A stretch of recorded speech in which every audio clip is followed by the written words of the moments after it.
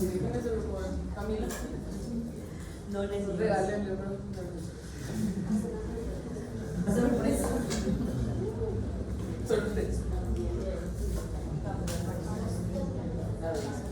Buenos días.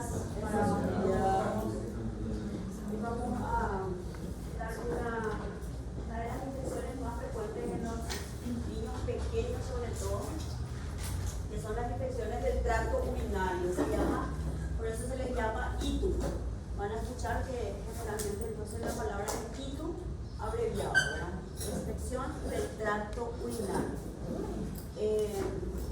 En todas las infecciones, como yo les comenté ya en el transcurso, ¿verdad?, de nuestros encuentros en la práctica, en pediatría y en todos tenemos los tratamientos, el manejo, se hace por protocolos, y los protocolos son adecuados al hospital que tenemos, porque cada hospital tiene las características propias según el germen.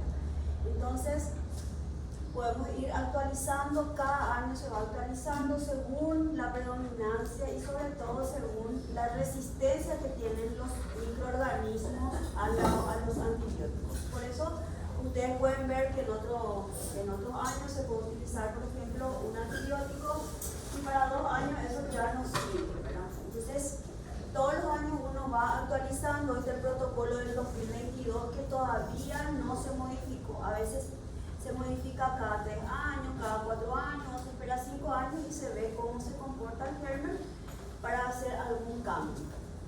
Este es el protocolo paraguayo de la sociedad de nuestra sociedad de nefrología y de infectología. Bueno, entonces es una de las infecciones, como le dije, más frecuentes en la infancia, sobre todo en los chicos más pequeños. Tiene un pronóstico favorable, sobre todo cuando se hace el tratamiento en forma rápida y adecuada. Pero tiene también una desventaja, que como no es como los adultos, que la infección urinaria tiene síntomas propios del tracto urinario. En el niño puede presentarse como falta de peso, falta de medro, se dice cuando no sube adecuadamente de peso, puede presentarse como dolor abdominal, puede presentarse como diarrea, vómito o también como estreñimiento. Entonces, como no está muy relacionado con los signos y síntomas propios que conocemos en las infecciones del tracto urinario, entonces para hacer un diagnóstico hay que pensar que puede ser. Siempre tiene que estar en un niño febril, todo lactante, febril, sin foco, un 85% de posibilidades que ese va a ser una infección del tracto urinario. Es muy frecuente. Las características anatómicas propias también de las vías urinarias del niño, sobre todo la niña, que tiene una uretra corta, que está muy próximo al ano, al orificio anal. Los niños pequeños, por ejemplo, también no se decalota rápidamente el saco suprapucial, entonces ahí se acumulan las bacterias. Por eso todas esas características anatómicas propias de los lactantes, sobre todo, hace propicio de que haya una infección del tracto urinario, ¿sí? Entonces, siempre que hay una infección urinaria también tenemos que pensar que puede haber una malformación de las vías urinarias. ¿Cuáles son esas malformaciones? Los reflujos vesicoureterales de sus diversos grados, también las válvulas uretrales posteriores, que es el lugar donde más se ven las malformaciones y que es el lugar donde el uréter se inserta en la vejiga. Allí suele haber muchísimas malformaciones, que son las válvulas uretrales posteriores, y que lamentablemente son una zona gris para la ecografía. La ecografía no suele ser muy visible esa zona. Por eso que es muy importante que si el niño tiene infecciones urinarias a repetición y la ecografía dice no hay ninguna malformación, se tiene que hacer otro método auxiliar, que es la cisto-uretrografía miccional, que es ecografía control estándar para ver malformaciones de las vías urinarias. ¿Ya? La ecografía en primer lugar. Si la ecografía no me evidencia algo que yo estoy sospechando, tengo que hacer una uretrocistografía. Bueno, lo más frecuente son en los 3 primeros meses de vida, sobre todo en las niñitas, en las más pequeñas. Que es importante saber que toda itufebril tiene la posibilidad de que 60% tiene una afección también renal aguda. O sea, es alta la posibilidad que una itufebril me haga también, por más que sea una cistitis, pero está con fiebre, está con mal estado general, que pueda ser una infección también renal aguda. También tenemos que ver como algo es que esas infecciones renales pueden dejar también cicatrices permanentes en el niño, y eso por supuesto va a hacer las patologías de la adulto, ¿sí? La hipertensión arterial, las insuficiencias renales. Entonces también tenemos que tener en cuenta que lo que pasa en el niño va a repercutir también en el adulto. Entonces, ¿qué le vamos a definir primero a la ITU? Entonces, una infección, invasión, multiplicación de las bacterias patógenas a nivel del tracto urinario. Todo desde lo que es la uretra hasta el parénquima renal. O sea, todo eso implica el tracto urinario. Puede haber síntomas o no. Primero tenemos la cistitis o infección urinaria baja, que solamente abarca la uretra y la vejiga. Entonces a eso le llamamos baja. Puede haber síntomas como disuria. ¿Y cómo manifiesta el niño una disuria? ¿Cómo les parece que va a manifestar? ¿Qué le podemos preguntar a la mamá que tiene una disuria a su niño? ¿Qué es la disuria? El dolor al miccionar.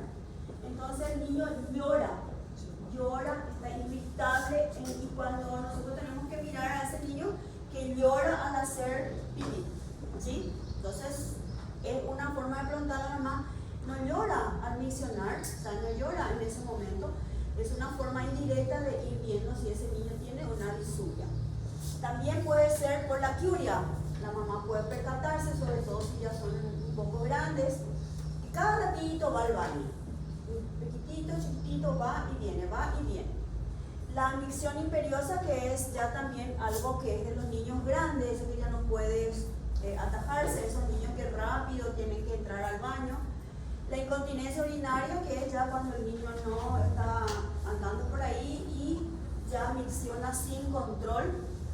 Puede o no haber fiebre, no necesariamente hay fiebre.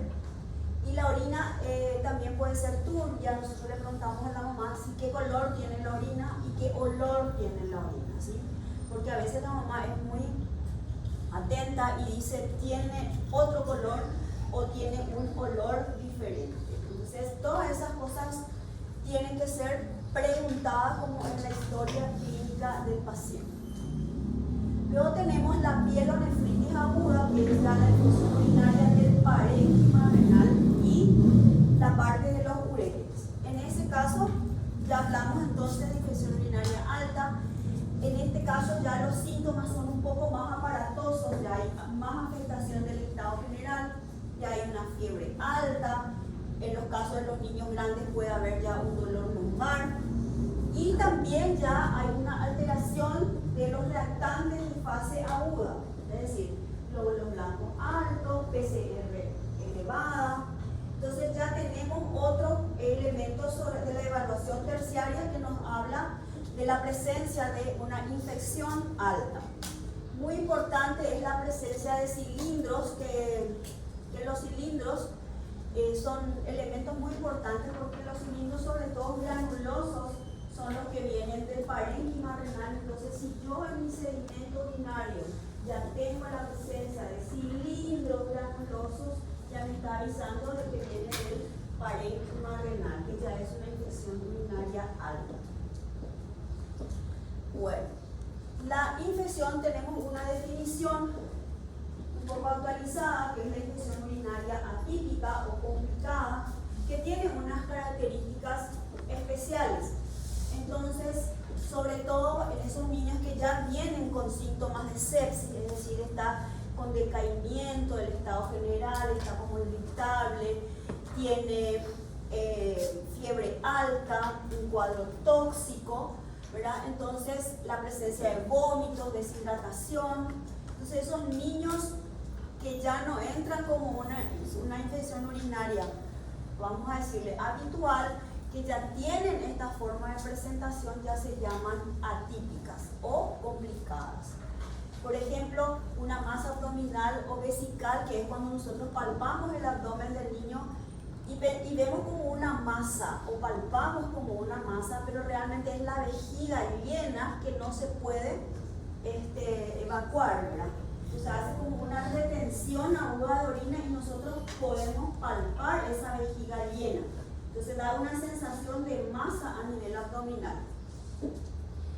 Flujo urinario escaso, la mamá sí luego cuenta, no está mojando el pañal, no está orinando. Aumento de la creatinina plasmática, por lo menos tenemos que tener 2 de estos elementos para poder.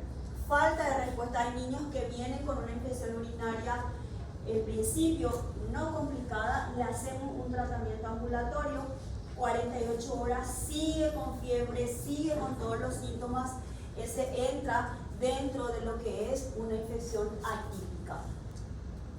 También por microorganismos diferentes a Escherichia coli, lo más frecuente, casi el 90% son Escherichia coli. Pero cuando es diferente también entra dentro del parámetro de atípica. En estos casos el paciente sí o sí tiene que internarse. O sea, todo diagnóstico de infección urinaria atípica o complicada tiene que ser internado. Bueno, y la no complicada, por supuesto, es aquella que el niño está bien, que está en buen estado general, que puede alimentarse, que puede recibir su tratamiento por vía oral y puede ir a su casa. El tratamiento entonces es ambulatorio. La itis recurrente quiere decir que se vuelve, que hay nuevos en el mismo niño, hay infecciones que se repiten y que es no hay una causa, por ejemplo, como si fuera, no hay una malformación del tracto urinario franca. Pero cuando nosotros vemos que ese niño viene con una infección urinaria, se le trata adecuadamente, se le hace su ecografía, no hay ninguna malformación, pero dentro otra vez del año de su diagnóstico vuelve a presentar infecciones urinarias, entonces ese niño es un niño que tiene que ser estudiado más profundamente, ¿verdad? Porque hay se llama infección urinaria recurrente. Entonces, y la posibilidad, sin que haya malformación del tracto urinario, sin que haya malformación, es del 15 o el 20%. ¿Por qué? Porque las condiciones nomás del niño, puede ser un niño que no evacúa totalmente, puede haber trastornos funcionales. Entonces, aunque no haya ninguna malformación, hay posibilidades de recurrencia. El que hace una vez, siempre tenemos que sospechar que puede hacer otra vez. Bueno, la epidemiología entonces es mucho más frecuente en niñas, sobre todo en los primeros, a partir de los 3 años, donde, ¿por qué pasa esto? Porque resulta ser que las niñitas también se van haciendo muy independientes. ¿Y qué importa mucho? Toda la zona perineal, ¿verdad? Porque la forma de infección más frecuente en el niño es ascendente, a partir del tracto urogenital, ¿verdad? Para arriba. Entonces, la higiene es muy importante y a medida que el niño se va haciendo más independiente, entonces es más probable que haya una infección del tracto urinario. También es muy importante el saco suprapucial, como dijimos, en estos niños no circuncidados y que tienen una fimosis. Entonces es probable, ¿verdad?, que en ese saco suprapucial van quedando las bacterias. Entonces, siempre es muy importante que todo niño que no se decalota, que tiene una fimosis, tiene que ser circuncidado para evitar estas infecciones del tracto urinario. También es muy importante que todas estas infecciones que son con muchos síntomas, con fiebre, que tienen, el niño no sube bien de peso, está siempre en el nivel inferior, hay que descartar las malformaciones urinarias.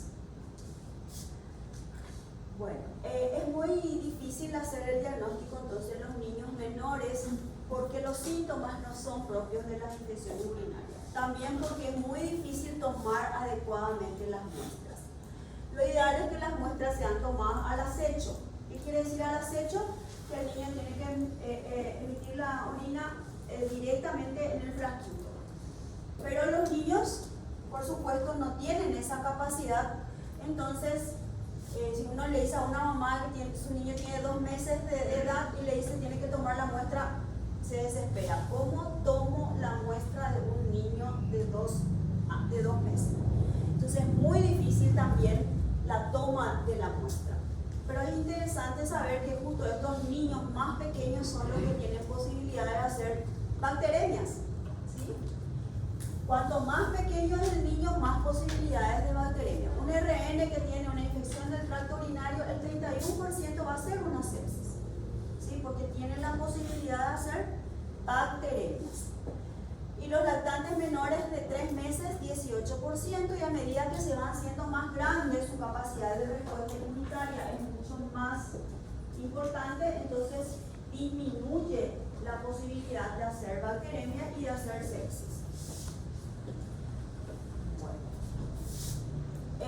Entonces dijimos que la vía de infección más frecuente es la ascendente, ¿sí? A partir de esa zona urogenital. El periodo neonatal generalmente es vía hematógena. De repente el niño viene por una infección perinatal. Probablemente también haya una infección de las vías urinarias. Y sobre todo niños que tienen procedimientos o instrumentaciones a nivel de la... Hay niños, por ejemplo, PCI, ¿saben lo que es PCI ya, verdad? Parálisis cerebral infantil. Estos niños que tienen algún problema del neurodesarrollo son niños que frecuentemente se les tiene que sondar porque ellos orinan por rebosamiento nomás. Entonces, estos niños también hay que tener en cuenta porque pueden tener unas infecciones urinarias también recurrentes. Y generalmente los gérmenes son diferentes. Los niños que son sometidos a instrumentaciones o también a procedimientos, generalmente ya son otros los gérmenes. Entonces, el microorganismo que nosotros más frecuente vemos en el niño son la Escherichia coli, que tiene la capacidad así. Es la estructura perfecta porque está constituido por unas pequeñas fimbrias que hacen que puedan moverse fácilmente. Tiene un flagelo. ¿Ustedes se acuerdan de la Escherichia coli? De cómo es, ¿verdad? Son en los primeros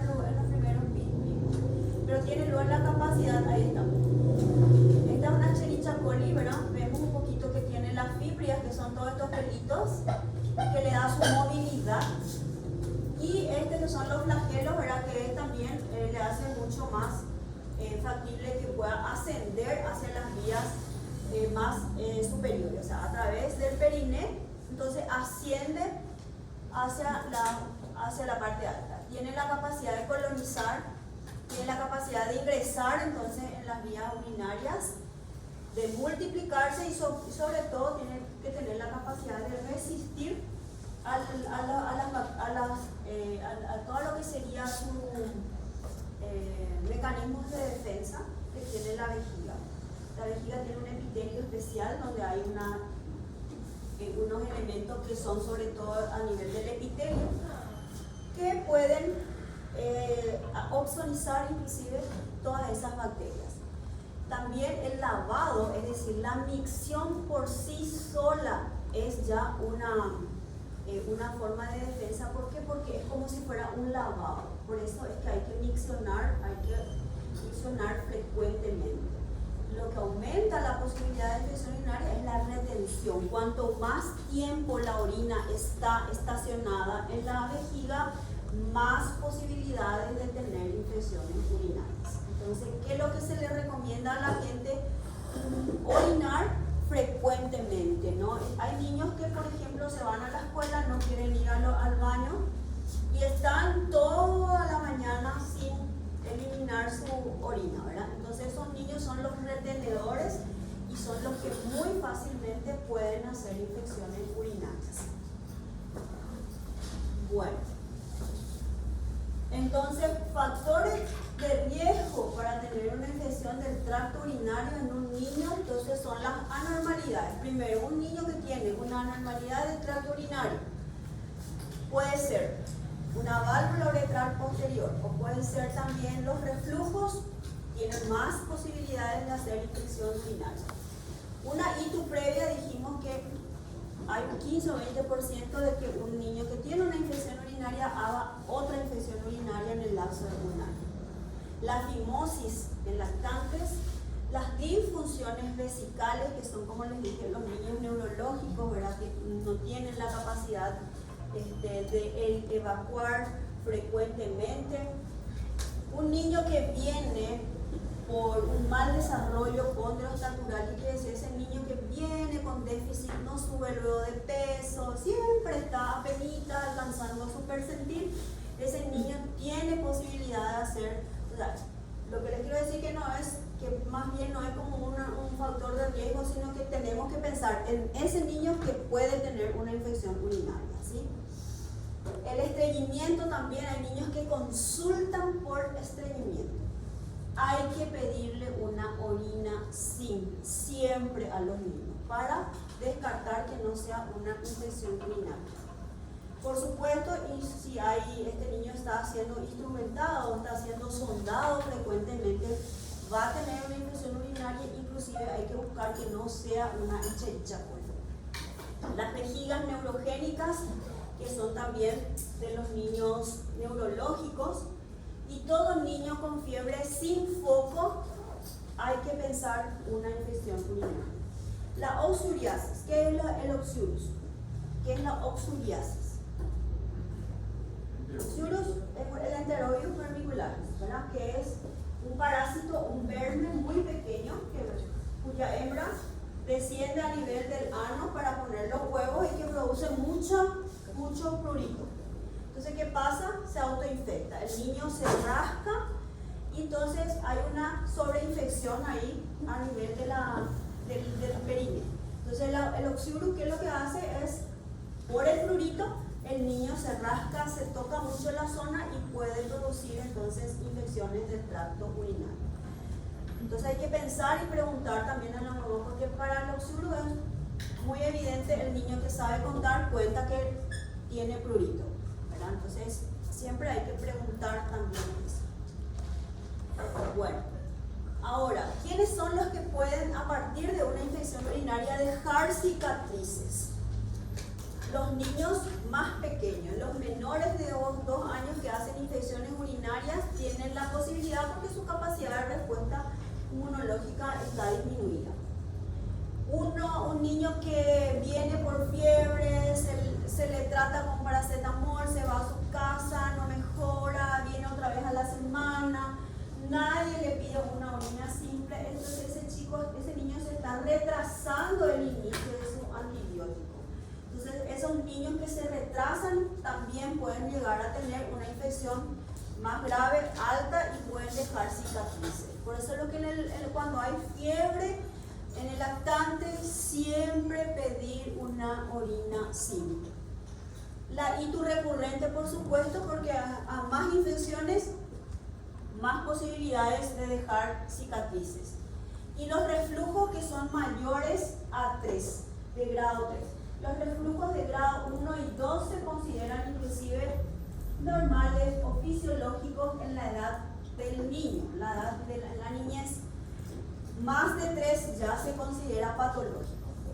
Y cualquier uropatía obstructiva donde haya estenosis, puede haber litiasis, o sea, es todo lo que pueda hacer impedir el flujo natural y regular de la orina, entonces puede producir también infecciones y también cicatrices. Y por supuesto que estos niños que tienen cicatrices son los que van a desarrollar complicaciones también en el adulto. Bueno, para hacer el diagnóstico entonces de infección del tracto urinario, haciendo una retrospectiva, tenemos que pensar siempre que tiene que haber. ¿Por qué? Porque muchas veces no tenemos la sintomatología propia del tracto urinario. Tenemos una ayuda muy importante, o sea, hicimos toda nuestra historia clínica, hicimos nuestro examen físico y ahora tenemos la evaluación terciaria, que es entonces los métodos auxiliares de diagnóstico. No son muy fáciles de tomar, pero son muy útiles para determinar si hay o no una infección urinaria. Tenemos para eso el estudio físico-químico que nos da el pH, nos da la densidad, nos dice también la parte microscópica, si hay glóbulos blancos, si hay sangre, cilindros, muchas cosas que nos pueden dar la parte simplemente microscópica. Y también tenemos las tiras reactivas que son muy fáciles de usar, que se puede tener, y en el momento sobre todo dos elementos muy importantes que nos dan la tira, que es el pH, la densidad, la estearasa y los nitritos. Esos son los que más nos van a ayudar y que se hace solamente con una tirita. La coloración de Gram y el cultivo, por supuesto, que ya nos da específicamente qué bacteria está siendo la que está infectada. Entonces, todos estos elementos pueden ayudarnos. Esta es entonces la tira reactiva, que nos da muchísimos elementos, pero como les dije, lo que más importante es la densidad, el pH, la estearasa y los nitritos. Entonces, se toma una tira, se introduce en el frasco y se saca y se tiene que medir, y aquí están las mediciones, ¿verdad? ¿Qué significa naranja? ¿Qué significa? Bueno, cada uno otra vez le da la referencia de que si es positivo o es negativo, altamente positivo o negativo, ¿verdad? Entonces, ¿qué son las estearasas? Porque la estearasa es entonces muy importante, porque es una enzima que es liberada por los leucocitos. Entonces, si yo tengo estearasa positivo, 2 cruces, 3 cruces, lo que me está diciendo que hay muchísimos leucocitos, ¿sí? Indirectamente me está diciendo eso. ¿Qué son los nitritos? La orina tiene normalmente nitratos y son las bacterias las que van a transformar esos nitratos en nitritos.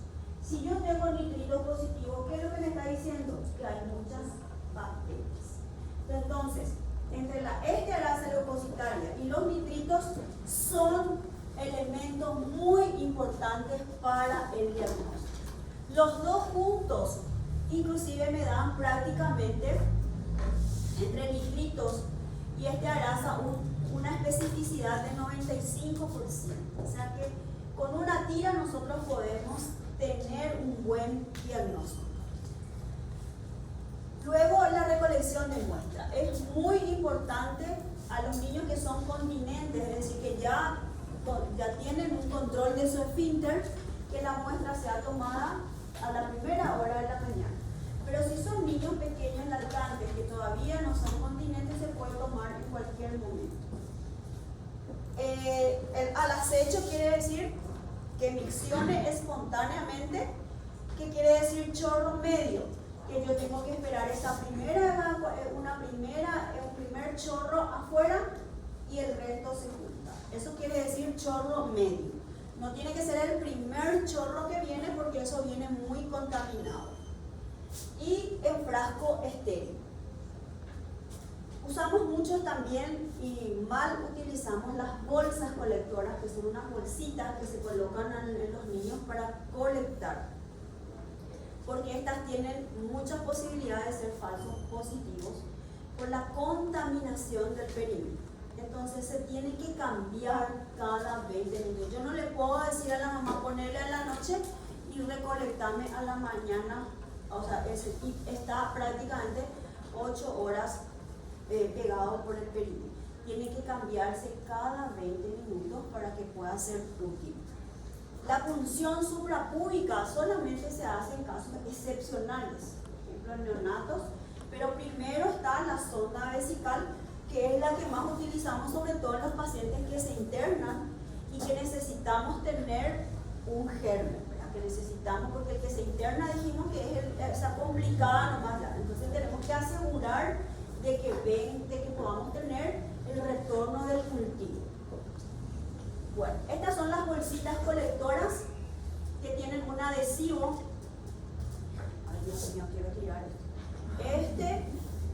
Es la bolsita colectora. Este es el adhesivo. Se saca y se coloca y se pega por el perímetro. Cuando es un varón es un poquito más fácil porque ven, prácticamente se puede colocar bien ubicadito el pene, ¿verdad? Pero la nena es un poco más difícil. ¿Cómo se coloca esto? Primero tenemos que hacer una buena higiene con un suelo fisiológico, estéril, para poder higienizar bien esta zona. Se seca y se coloca la bolsita y se espera. Entonces, si es que no micciona el niño en los 15 a 20 minutos, hay que volver a cambiar la bolsita colectora. Y esta es el recipiente estéril que todos tenemos, ¿verdad? Que ustedes suelen ver acá en el hospital, y se coloca directamente. Este, por ejemplo, es una forma también de que este es un recién nacido, por lo que veo. ¿Cómo se puede estimular la vejiga? ¿Sí? Y el niño micciona directamente en el frasquito, ¿verdad? O sea, eso también forma. Muchas veces nosotros le hacemos escuchar al niño el ruido de la canilla que se abre y eso estimula la micción también. O sea, hay técnicas y estrategias que tenemos para que el niño miccione espontáneamente. Y si no podemos tomar, entonces le hacemos el sondaje vesical. El concepto de recuento de colonia. Es importantísimo que nosotros tengamos en cuenta que hay situaciones que el niño, sobre todo que no retiene la orina, que micciona frecuentemente, como los lactantes.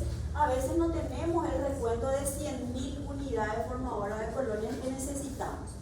Muchas veces tenemos, por ejemplo, un cultivo menor que puede ser 10.000 unidades formadoras de colonia, pero hay síntomas. Es una fiebre sin foco, por ejemplo, pero me viene 10.000 colonias nomás, pero eso igual tiene una posibilidad del 90% de ser una infección del tracto urinario, porque hay síntomas. Y la bacteriuria asintomática es cuando no hay síntomas, pero yo tengo unos cultivos que son números significativos de colonia, pero no hay síntomas. No hay síntomas, que es la mayoría de los casos.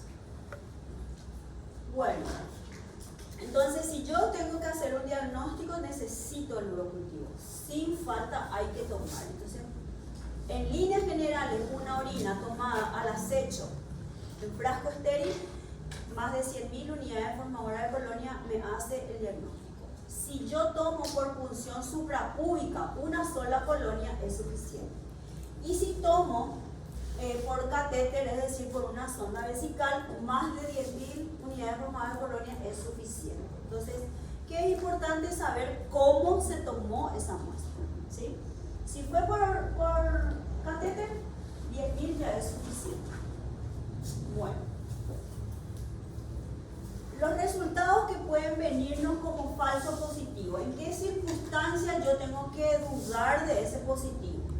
Orinas que están contaminadas con deposiciones, por ejemplo, un niño que está luego con diarrea y encima se le puso una bolsita. Obvio que puede estar contaminado, ¿verdad? Los colectores por más de 20 minutos, la demora en el envío de la muestra. Hay una muestra que muchas veces los internos, cuando van a llevar la muestra, se dejan en la mesita de Hailey. Se va en 3 horas y sigue estando la muestra ahí, ¿verdad? Entonces esas son muestras que no se realizan inmediatamente, no se procesan inmediatamente, y que nosotros con nuestro clima, que es muy caluroso, eso va a estar totalmente cambiado ya para el momento en que se hace. Entonces, una muestra de orina tiene que estar refrigerada en temperatura de la heladera. Puede estar refrigerada inclusive hasta 24 horas si está en la heladera. Y también la propia contaminación en el manejo en el laboratorio. En esos casos tenemos falsos positivos. Y los falsos negativos, sobre todo aquellos niños que ya vienen tratados con antibióticos, que ya se fue a la farmacia, que ya se fue aquí, por allá, y que ya viene con antibiótico. Entonces yo puedo tener un cultivo negativo. Por eso tengo que hacer mi pregunta siempre. Acuérdense del sample que dice si qué medicamentos ya recibió el paciente.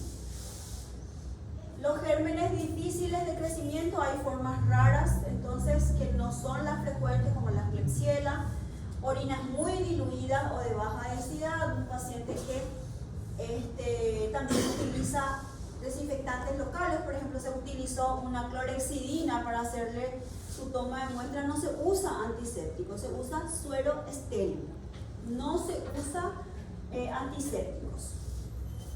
Y también, por supuesto, una obstrucción completa al flujo que me va a dar, por supuesto que la bacteria va a estar allá arriba y no abajo, ¿verdad?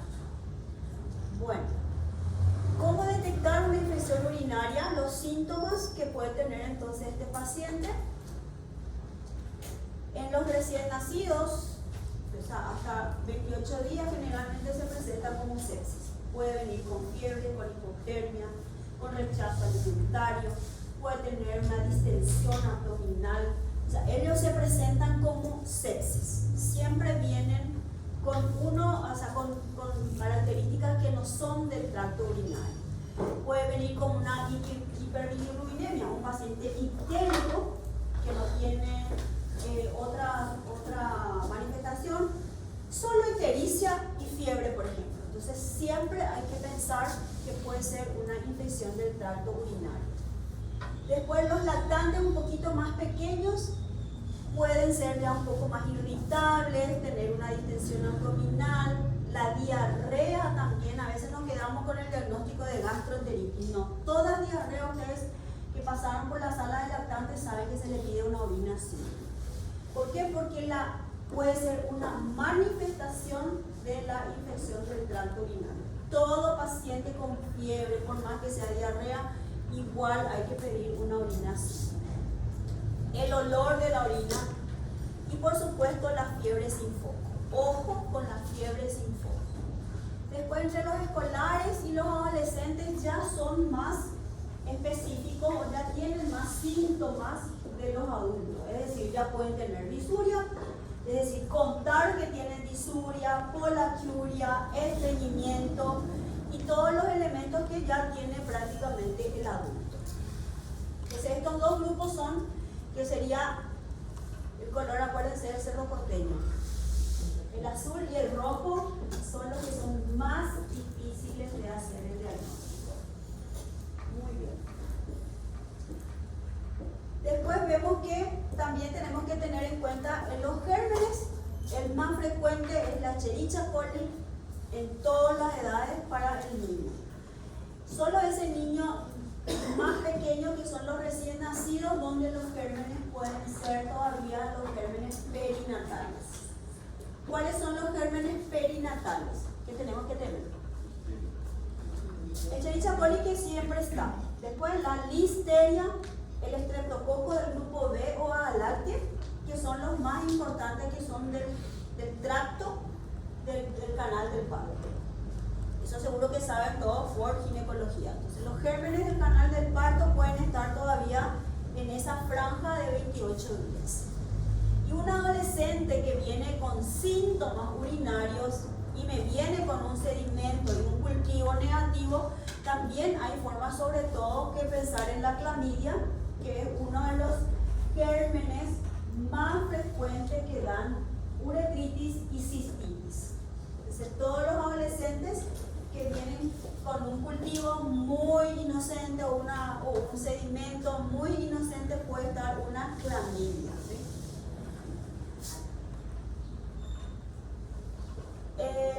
La infección del tracto urinario puede ser la única manifestación de que hay una malformación, de que ese niño tiene una malformación. Por eso es que cuando hay una infección del tracto urinario tenemos la obligación de buscar una malformación. Entonces, todo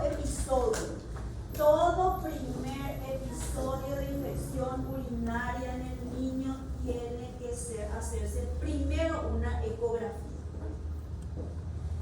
Entonces, es la única manera que nosotros tenemos de detectar a tiempo una malformación. Por ejemplo, se ha visto que 31% de los niños que tienen una infección urinaria puede tener un reflujo de grado 3. Dijimos que hasta a partir de 3 se considera ya importante o una malformación ya grave. Hasta 2 nosotros podemos considerar normal todavía. Estos son los grados de reflujo vesicoureteral que podemos ver. Hasta acá se considera todavía, hay una pequeña deformación nomás de la pelvis, pero acá completamente ya deformada, ¿sí? Entonces esto vemos también, esta es la uretrocistografía miccional, que es el gol estándar para ver las malformaciones de las vías urinarias, que consiste en la introducción de un contraste a través de la uretra. Se hace una sonda vesical y se introduce un contraste y se va haciendo radiografías seriadas. Entonces, en eso consiste la cistouretrografía miccional. Entonces, es un tratamiento, es un método auxiliar que, como ustedes ven, me va a dar específicamente toda la forma de las vías urinarias. Miren ustedes como un grado 1 ya se puede ver. Como ya tenemos acá una pequeña dilatación. Y cómo se va deformando toda la pelvis en los grados sucesivos. O sea, lo que no tenemos que llegar, por supuesto, es hacer la detección de un niño que llegue con un grado 5 donde ya es quirúrgico 100%. Bueno. ¿Cuáles son las exploraciones complementarias que yo puedo hacer entonces? Porque dijimos que todo primer episodio tenemos que hacer una ecografía. ¿Pero qué me queda? La ecografía renal, que puede ser con o sin Doppler. La CUMS o cistouretrografía miccional seriada, que es lo que les mostré. Luego tenemos el centellograma renal con el ácido dimecaptosuccínico, que es el DMSA, que es un isótopo. Y también están otros que podemos ver y que para qué hacemos estos métodos auxiliares. Usamos para localizar la infección del tracto. ¿Es una infección urinaria alta o es baja? El diagnóstico de reflujo. ¿Hay o no un reflujo? ¿Qué grado es el reflujo? Si hay otras malformaciones como una válvula uretral posterior o si hay una estenosis. La evaluación de las secuelas, porque también los métodos auxiliares pueden decirme si esa infección urinaria dejó o no una cicatriz en ese niño. ¿Cuáles son estos? La ecografía sabemos que es operador dependiente, no le podemos enviar a un niño a cualquier ecografista. Hay ecografistas que nosotros sabemos que solamente luego hacen niños, porque es operador dependiente. Yo tengo que confiar en lo que me está diciendo ese ecografista.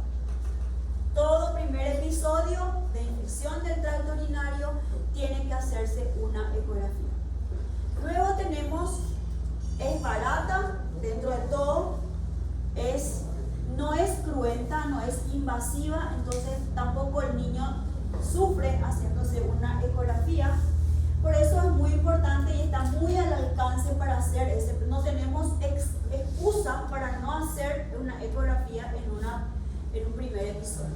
O sea, no se les perdona a los que tienen un paciente con infección urinaria que no tenga una ecografía. Luego tenemos la CUMS, que es el gol estándar para ver las malformaciones y los grados de reflujo. Ya les expliqué cómo se hace. Entonces, ¿en quiénes vamos a hacer? No le podemos hacer a todos los que tienen infección urinaria. Sobre todo lo que vamos a hacer son en aquellos en que sospechamos que hay una malformación. En ese reflujo, en ese niño que tiene una infección recurrente, ¿sí? Que es chiquitito, que no crece. Entonces tenemos que ver, y si tenemos una ecografía patológica. La ecografía me dice que hay, por ejemplo, un aumento en los diámetros de los uréteres, entonces yo tengo que ahí hacer para certificar el diagnóstico. ¿Y cuándo hacemos un centellograma? el centelliograma no es un método económico, es muy caro y no se hace en todos lados. Entonces, ¿para qué utilizo mi centelliograma? Utilizo para buscar las cicatrices. En fase aguda me va a hacer una hipocaptación y me va a decir, aquí es probable que quede una cicatriz.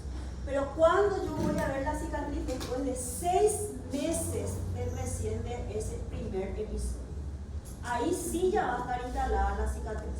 Entonces, quiero saber si alguien le pregunta, ¿qué tengo que hacer para ver si hay una cicatriz renal?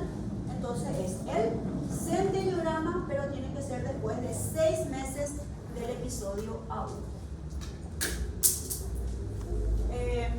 Y aquí más o menos todo lo que ya les expliqué. Y el tratamiento, que es lo último, una vez que hicimos el diagnóstico, ¿qué es lo que vamos a hacer? En primer lugar, ese niño tenemos que tomar la muestra, tenemos que estar certificados de que es un diagnóstico. Mientras me viene mi cultivo, si ese paciente está con fiebre, yo tengo que iniciar un tratamiento empírico, ¿sí? Tengo que iniciar un tratamiento empírico hasta que me venga. Acuérdense que el cultivo tarda a veces 48 a 72 horas en regresar. ¿Qué es lo que yo voy a hacer con mi cultivo? Es ver, ¿continúo con este antibiótico o cambio de antibiótico? Solo eso. ¿Por qué iniciamos? Para aliviar los síntomas, prevenir las recurrencias y evitar el daño renal. Siempre es importante abundante líquido, insistir que haya una evacuación frecuente de la vejiga, la higiene perineal y genital adecuado. En los lactantes, por ejemplo, las madres a veces se ponen horarios para cambiarle a sus niños. Cada 3 horas más yo le voy a cambiar. No, es así. Cuando el niño defeca, siempre hay que ya retirar la materia fecal, cambiar el pañal. ¿Por qué? Porque si no, cuanto más tiempo está la materia fecal en el periné, mayor es el contacto y ustedes saben que ahí puede entonces ascender la Escherichia coli. Por eso, cambios frecuentes de pañales. Y la higiene perineal, que nosotros no recomendamos luego hacerlo con los limpiacolitas que se llaman, que son las toallitas húmedas, porque eso tiene mucho alcohol y va a fijar más todavía las bacterias. Entonces, ¿qué es lo que hacemos? Es sugerir que se haga con, inclusive que se le lave la colita con agua, ¿sí? A chorro, para que pueda arrastrar todas las bacterias. Como una manera entonces de mecánicamente arrastrar toda la suciedad. La corrección de las malformaciones urinarias cuando se haga el diagnóstico. Y los criterios de internación. ¿Quiénes son los niños que se tienen que internar? Todos los menores, el niño que tiene una infección urinaria y tiene 2 meses, menor de 2 meses, tiene que internarse. Porque son niños que dijimos que tienen prácticamente un 31% para hacer formas graves, bacteremias y sepsis. Ese niño que tiene también con vómito, por ejemplo, yo no puedo darle un tratamiento parenteral o por vía oral a un paciente que vomita. Entonces, primero tenemos que saber que ese niño va a tolerar su antibiótico para poder mandarle de alta. Y en ese caso, mientras tanto se interna. La falta de respuesta al tratamiento al vía oral. Viene el paciente, le damos el tratamiento por vía oral, en 48 horas viene, sigue con fiebre, sigue con malestar general. Acuérdense que ese ya entra en una forma complicada o atípica, mala respuesta al tratamiento. Por supuesto, pacientes con inmunosupresión, que sabemos que son chicos muy inmunocomprometidos, y la falta de adecuado control ambulatorio. Siempre entra el factor social en el tratamiento ambulatorio. Si un niño vive lejos, es un chico que la mamá no lee, no me comprende lo que yo voy a decir, entonces ese niño está en riesgo y tiene que quedarse. Esos son factores sociales como criterios de internación. Bueno, el tratamiento entonces, si es por vía parenteral, dijimos que los gérmenes más frecuentes son todos los gram negativos, bacilos gram negativos, pero en primer lugar está la Escherichia coli. Entonces, ¿qué vamos a usar? Las cefalosporinas de tercera generación. podemos usar cefotaxima o ceftriaxona. Cualquiera de los dos me sirve. Los aminoglucósidos, que son la amicacina y la gentamicina, que son exclusivamente luego para gram negativos aerobios. Y ya cuando tenemos multiresistencia, ya utilizamos los carbapenemes o quinolonas también, que es solo en caso de multiresistencia. Nuestro tratamiento va a variar prácticamente entre una cefalosporina de tercera y los aminoglucósidos. Si hay multiresistencia, ya nos vamos a los carbapenemes.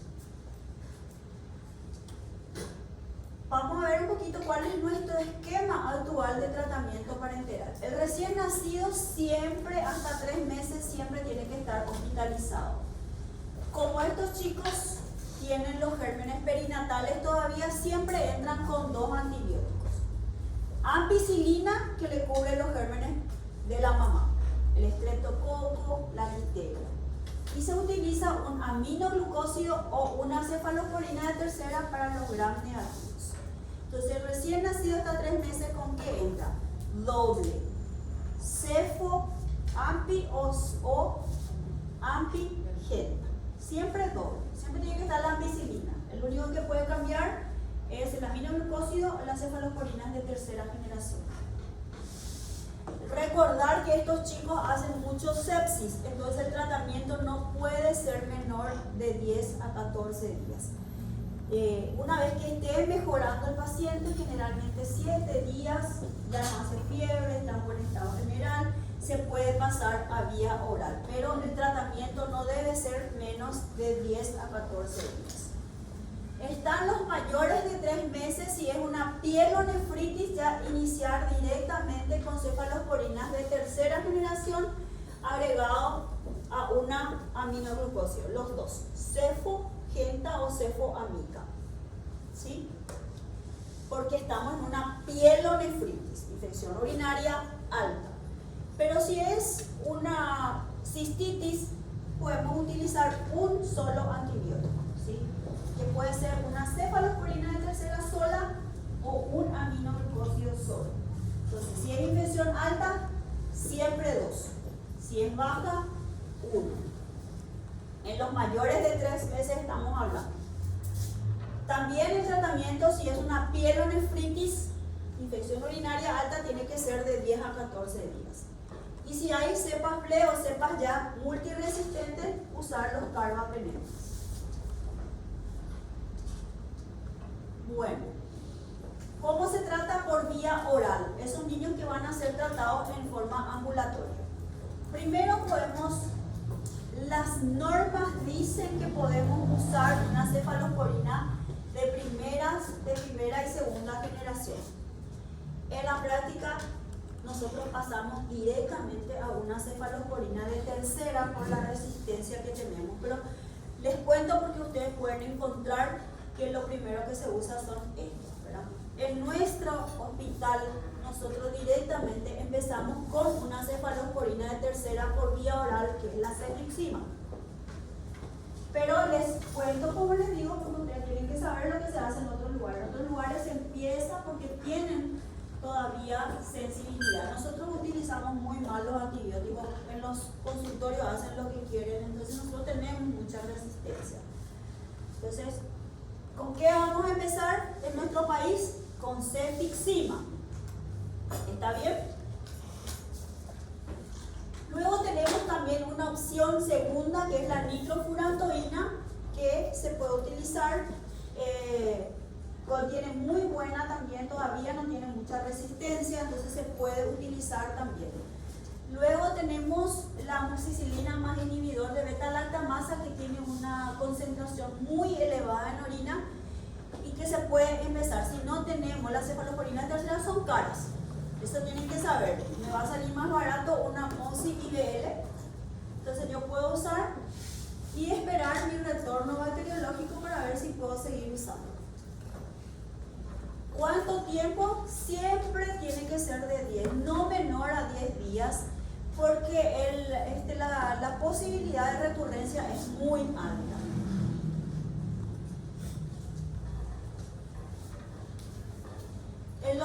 que son grandes, por ejemplo, un niño de 5 años, podemos hacerlo inclusive 7 a 8 días nomás el tratamiento. Pero cuanto más pequeño, más largo el tratamiento, ¿sí? Cuanto van siendo más grandes los niños, podemos hacer tratamientos acortados, porque ellos ya tienen mayor respuesta inmunológica. No olvidarse que ambos, sobre todo los aminoglucósidos, son muy nefrotóxicos. Entonces hay que tener en cuenta también los parámetros de disfunción renal, la urea, la creatinina, para poder utilizar. La deshidratación es un agravante de la infección, por lo tanto nuestro paciente tiene que estar bien hidratado. Y también tenemos que tener en cuenta que ya hay resistencia de la Escherichia coli a los antibióticos, entonces si no me funciona tengo que estar atenta. No puedo yo mandarle a mi paciente venir dentro de 8 días. Eso es lo que no se tiene que hacer. Hay que controlar. Nosotros los pediatras tenemos la costumbre, cualquier infección, controlar en 48 horas para ver si funciona o no funciona, ¿sí? También, si el niño está internado y está mejorando rápidamente, ya no hace fiebre, se encuentra en buen estado, no hace falta tenerle 10 días. Si hay respuesta al tratamiento, el paciente tiene buen aspecto general, tolera la vía oral, se puede ir entre las 48 y 72 horas, se puede ir a terminar los 10 días en su casa con un antibiótico vía oral. Ahora, esos chicos que tienen aspecto tóxico, que no toleran, no se pueden ir, tienen que ser hospitalizados. Bueno, el tratamiento empírico siempre se adapta a la edad del paciente, dijimos, por supuesto. El recién nacido es hasta los 3 meses, es un especial en todo. En todo son especiales, por lo tanto, los gérmenes perinatales tienen que ser tenidos en cuenta. Y las quinolonas, que son muy buenas, ustedes seguro que por los adultos usan mucho quinolonas en infecciones urinarias. Nosotros no usamos las quinolonas porque tienen un efecto colateral muy importante. ¿Cuál es el efecto colateral? Los que tenían quinolonas, a ver, ¿qué hacen las quinolonas en el niño? ¿Por qué no se utilizan en los más pequeños? ¿Quiénes ya pasaron conmigo? Ustedes ya pasaron. ¿A quién le tocaba en este grupo quinolonas? Miren que yo tengo, no me voy a ir a mirar. ¿Quién tenía quinolonas? Ninguno. Vos tenías macróleo. Qué bueno. Las quinolonas, donde está la cipro y la levo, actúan a nivel del cartílago de crecimiento. Tienen un efecto a nivel del cartílago de crecimiento, entonces produce una lesión, por lo tanto no se usa en el niño, se usa recién a partir de los 10 o 12 años. Pero sí es que yo tengo un germen multiresistente que solamente es sensible a las quinolonas, entonces ahí, por supuesto, que se limita a esos riesgos porque tenemos una infección que tenemos que curar, ¿verdad? Porque la infección va a llevar a la muerte a nuestro paciente también. Entonces, salvar la vida primero. Solo se utilizan esos casos de multiresistencia en caso que los gérmenes están. Hay algo muy importante dentro de las infecciones urinarias que son la quimioprofilaxis. Casi una de las pocas infecciones donde se puede hacer tratamiento antibiótico en forma preventiva. Pero está bien establecido en quiénes tienen que usarse. Por ejemplo, los antibióticos que se utilizan para la quimioprofilaxis se dan en las dosis más pequeñas y se dan sobre todo en los niños que ya controlan el control esfínter, se dan a la noche. ¿Y en quiénes se dan? Aquí está bien claro. Diagnóstico prenatal de anomalía hasta completar los estudios. O sea, si ese niño ya tiene una ecografía y ya se detectó que hay una malformación, ese niño al nacer ya tiene que tener su profilaxis hasta que se completen todos sus estudios. El menor de 2 años que tiene una infección del tracto urinario febril hasta completar. No se pudo hacer su ecografía, no se pudo hacer otros estudios, entonces tiene que llevar su profilaxis. Los reflujos que sean de 3 o mayor hasta la resolución de su malformación. Hitos recurrentes sin uropatía. No le encontramos una malformación, pero sigue haciendo infecciones urinarias, ese tiene que llevar una quimioprofilaxis. Y las disfunciones vesicales mientras mejora ese patrón miccional, mientras se hace un trabajo para que ese niño pueda miccionar frecuentemente. Lo que se ha visto es que haciendo esta quimioprofilaxis disminuye el 60% de riesgo de que haga una infección febril o que haga también cicatrices renales. Entonces, por eso que es importante hacer esa quimioprofilaxis en estos casos específicos. Bueno, lo más importante que también se dio en todo este tiempo de las infecciones urinarias es que la mamá tiene que ser educada, o sea, tiene que ser entrenada. Ese niño que tuvo una infección urinaria, su mamá tiene que ser entrenada para que ella pueda detectar a tiempo los síntomas de que su niño está volviendo a hacer una infección y que recurra a tiempo. Y nosotros entender que todo niño que tuvo una infección urinaria puede volver a tener, ¿sí? Esa es la recomendación que hay que darle a la mamá.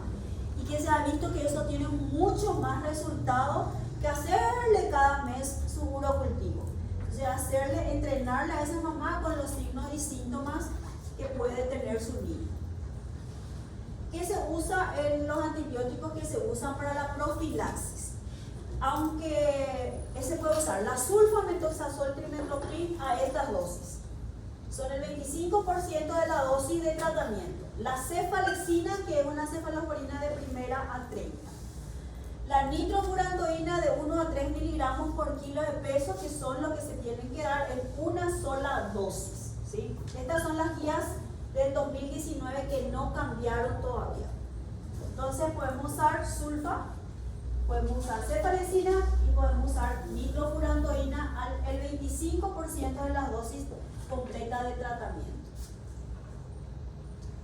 Y el control evolutivo, según el protocolo del 2022, no hace falta hacer un antibiograma después de un tratamiento, porque si se hizo un buen tratamiento con las dosis correctas, tanto en cuanto a la dosis y los días de tratamiento, entonces no está sistematizado utilizar un nuevo urocultivo. Lo que nosotros hacemos es que si no respondió al tratamiento, allí sí hacer un nuevo urocultivo. Pero si respondió el paciente, no se recomienda. Bueno, entonces, siempre que es lo más importante, dar las nociones de alerta a los familiares y intratratamiento, esos niños que están haciendo profilaxis y que están esperando su cirugía, por ejemplo, sí hay que hacerle su cultivo intratratamiento, porque ellos pueden volver a recurrir por su malformación. Bueno, también los que tienen cicatrices renales, esos son de seguimiento con el especialista. Son niños que ya no se van con el pediatra, sino todos estos niños ya van directamente con el especialista. Bueno, entonces siempre que hablamos de infección urinaria, tenemos que tener la sospecha. ¿Quiénes son los que tenemos que sospechar entonces? En niños que no tienen síntomas ni signos propios de la infección urinaria. Ese niño que casualmente viene para un control de niño sano y que no me subió de peso, a ese le tengo que pedir una orina simple y cultivo. Ese niño que viene con fiebre sin foco, tengo que pensar que es una infección del tracto urinario, ¿sí? Entonces, primero lo que tenemos que es tener sospecha ante signos que no son propios de la infección urinaria. Tenemos que comprobar, no podemos iniciar un tratamiento sin haber hecho por lo menos las tiras reactivas, ¿sí? El cultivo es muy importante porque me tienen que decir si puedo continuar con ese mismo antibiótico. Y también, por supuesto, todo primer episodio de infección urinaria tiene que hacerse una ecografía como mínimo. El seguimiento es prolongado, es decir, esa mamá tiene que ser advertida que su niño en el año puede volver a hacer una infección del tracto urinario y dar los signos de alarma a esa mamá para que regrese lo más oportunamente. Bueno, entonces, sospechada por la clínica, comprobada, tiene que ser bacteriológicamente, tiene que ser estudiada por imagen y tratada con el antibiótico adecuado y el tiempo adecuado. Si no es lo mismo hacer el tratamiento 3 días, porque se me va a recurrir de vuelta, que hacer el tratamiento 10 días, sobre todo en los menores de 5 años. Y controlado por el tiempo. Y eso es todo. ¿Alguna pregunta? Sí. Sí, doctora. Por ejemplo, si vos iniciaste el tratamiento empírico y recién en 48 horas retorna tu cultivo. A partir de ahí, ¿qué es el antibiótico correcto? ¿Va a ser 8 días para colocar los días o a partir de ahí empezar de nuevo? Si tú usaste el teléfono resistente, de ahí recién empieza. Como si fuera no te sirvió, pues no lo usaste. De ahí empieza el tratamiento y empieza.